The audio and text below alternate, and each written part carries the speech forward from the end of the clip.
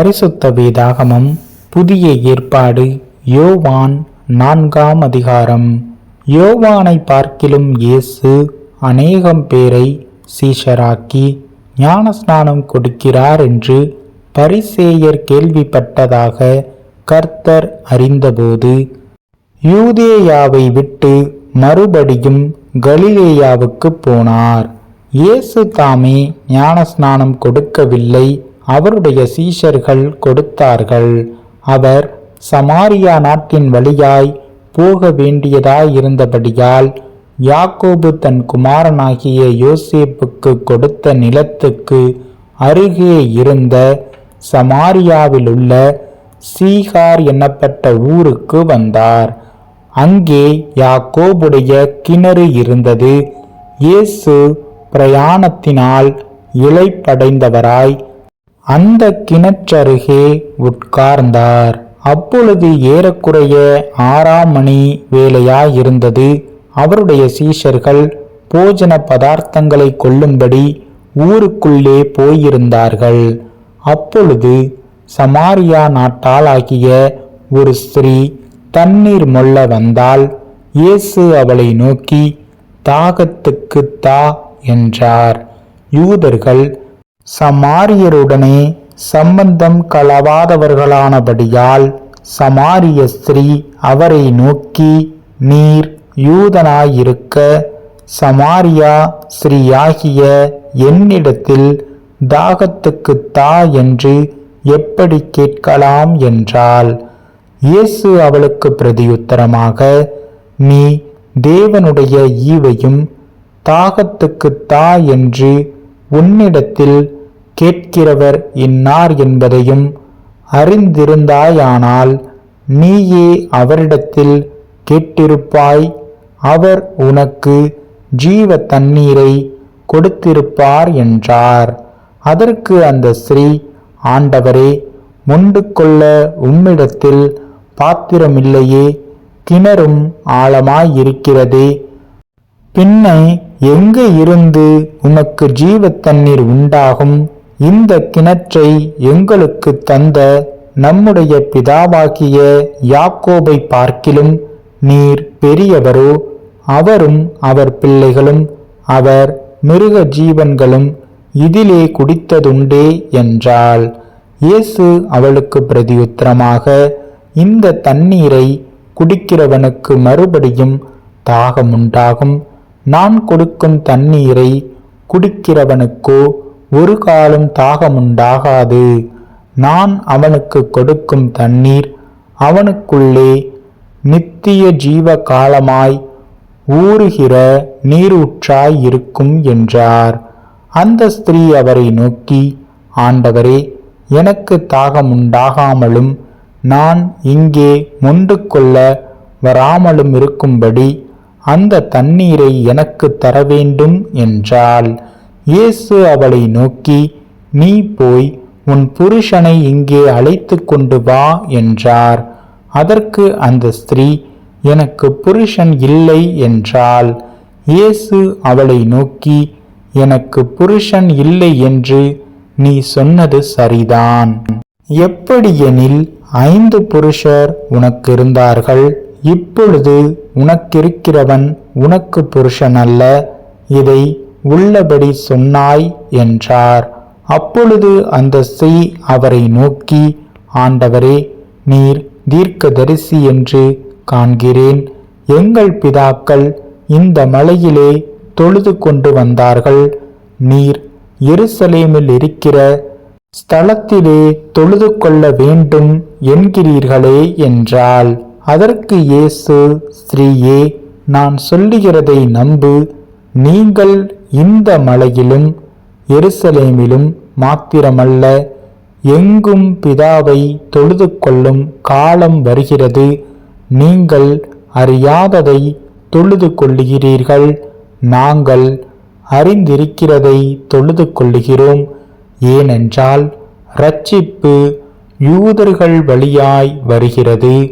உண்மையாய் தொழுது கொள்ளுகிறவர்கள் பிதாவை ஆவியோடும் உண்மையோடும் தொழுது கொள்ளும் காலம் வரும், அது இப்பொழுது வந்திருக்கிறது.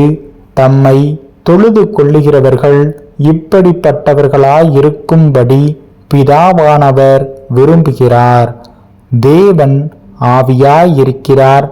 அவரை தொழுது கொள்ளுகிறவர்கள் ஆவியோடும் உண்மையோடும் அவரை தொழுது கொள்ள வேண்டும் என்றார். அந்த ஸ்திரீ அவரை நோக்கி, கிறிஸ்து எனப்படுகிற மேசியா வருகிறார் என்று அறிவேன். அவர் வரும்போது எல்லாவற்றையும் நமக்கு அறிவிப்பார் என்றாள். அதற்கு இயேசு, உன்னுடனே பேசுகிற நானே அவர் என்றார். அத்தருணத்தில் அவருடைய சீஷர்கள் வந்து அவர் ஸ்திரீயுடனே பேசுகிறதை பற்றி ஆச்சரியப்பட்டார்கள். ஆகிலும் என்ன தேடுகிறீர் என்றாவது, ஏன் அவளுடனே பேசுகிறீர் என்றாவது ஒருவனும் கேட்கவில்லை. அப்பொழுது அந்த ஸ்திரீ தன் குடத்தை வைத்துவிட்டு ஊருக்குள்ளே போய் ஜனங்களை நோக்கி, நான் செய்த எல்லாவற்றையும் ஒரு மனுஷன் எனக்குச் சொன்னார். அவரை வந்து பாருங்கள், அவர் கிறிஸ்துதானோ என்றாள். அப்பொழுது அவர்கள் ஊரிலிருந்து புறப்பட்டு அவரிடத்தில் வந்தார்கள். இப்படி நடக்கையில் சீஷர்கள் அவரை நோக்கி, ரபி, போஜனம் பண்ணும் என்று வேண்டிக் கொண்டார்கள். அதற்கு அவர், நான் புசிப்பதற்கு நீங்கள் அறியாத ஒரு போஜனம் எனக்கு உண்டு என்றார். அப்பொழுது சீஷர்கள் ஒருவரை ஒருவர் பார்த்து, யாராவது அவருக்கு போஜனம் கொண்டு வந்திருப்பானோ என்றார்கள். இயேசு அவர்களை நோக்கி, நான் என்னை அனுப்பினவருடைய சித்தத்தின்படி செய்து அவருடைய கிரியையை முடிப்பதே என்னுடைய போஜனமாயிருக்கிறது. அறுப்பு காலம் வருகிறதற்கு இன்னும் 4 மாதம் செல்லும் என்று நீங்கள் சொல்லுகிறதில்லையா? இதோ வயல் நிலங்கள் இப்பொழுதே அறுப்புக்கு விளைந்திருக்கிறதென்று உங்கள் கண்களை ஏறெடுத்து பாருங்கள் என்று நான் உங்களுக்கு சொல்லுகிறேன். விதைக்கிறவனும் அறுக்கிறவனுமாகிய இருவரும் ஒருமித்து சந்தோஷப்படத்தக்கதாக அறுக்கிறவன் கூலியை வாங்கி நித்திய ஜீவனுக்காக பலனை சேர்த்து கொள்கிறான். விதைக்கிறவன் ஒருவன், அறுக்கிறவன் ஒருவன் என்கிற மெய்யான வழக்கச் சொல் இதனாலே விளங்குகிறது. நீங்கள் பிரயாசப்பட்டு பயிரிடாததை அறுக்க நான் உங்களை அனுப்பினேன். மற்றவர்கள் பிரயாசப்பட்டார்கள், அவர்களுடைய பிரயாசத்தின் பலனை நீங்கள் பெற்றீர்கள் என்றார். நான் செய்த எல்லாவற்றையும் எனக்குச் சொன்னார் என்று சாட்சி சொன்ன அந்த ஸ்திரீயினுடைய வார்த்தையின் நிமித்தம் அந்த ஊரிலுள்ள சமாரியரில் அநேகர் அவர் மேல் விசுவாசமுள்ளவர்களானார்கள். சமாரியர் அவரிடத்தில் வந்து தங்களிடத்தில் தங்க வேண்டும் என்று அவரை வேண்டிக் கொண்டார்கள்.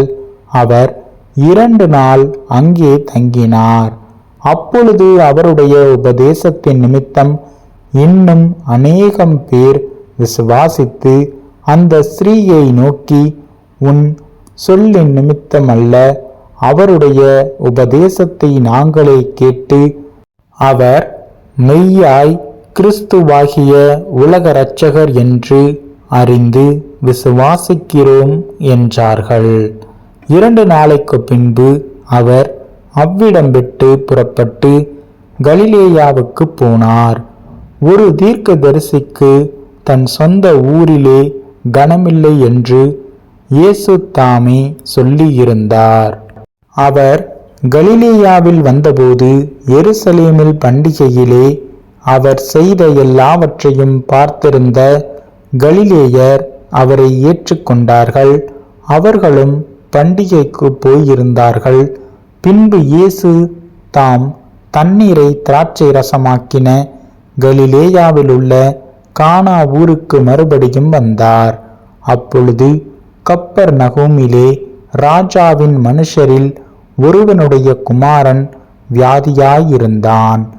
இயேசு யூதேயாவில் இருந்து கலிலேயாவுக்கு வந்தார் என்று அந்த மனுஷன் கேள்விப்பட்டபோது அவரிடத்திற்கு போய் தன் மகன் மரண அவஸ்தையாயிருந்தபடியினாலே அவனை குணமாக்கும்படிக்கு வரவேண்டுமென்று அவரை வேண்டிக் கொண்டான். அப்பொழுது இயேசு அவனை நோக்கி, நீங்கள் அடையாளங்களையும் அற்புதங்களையும் காணாவிட்டால் விசுவாசிக்க மாட்டீர்கள் என்றார். அதற்கு ராஜாவின் மனுஷன், ஆண்டவரே, என் பிள்ளை சாகிறதற்கு முன்னே வரவேண்டும் என்றான். இயேசு அவனை நோக்கி, நீ போகலாம், உன் குமாரன் பிழைத்திருக்கிறான் என்றார். அந்த மனுஷன் இயேசு சொன்ன வார்த்தையை நம்பி போனான். அவன் போகையில் அவனுடைய ஊழியக்காரர் அவனுக்கு எதிர்கொண்டு வந்து, உம்முடைய குமாரன் பிழைத்திருக்கிறான் என்று அறிவித்தார்கள். அப்பொழுது எந்த மணி நேரத்தில் அவனுக்கு குணமுண்டாயிற்று என்று அவர்களிடத்தில் விசாரித்தான். அவர்கள், நேற்று 7ஆம் மணி நேரத்தில் ஜுரம் அவனை விட்டது என்றார்கள். உன் குமாரன் பிழைத்திருப்பான் என்று இயேசு தன்னுடனே சொன்ன மணி நேரம் அதுவே என்று தகப்பன் அறிந்து அவனும் அவன் வீட்டார் அனைவரும் விசுவாசித்தார்கள். இயேசு யூதேயாவில் இருந்து கலிலேயாவுக்கு திரும்பி வந்த பின்பு இது அவர் செய்த 2ஆம் அற்புதம்.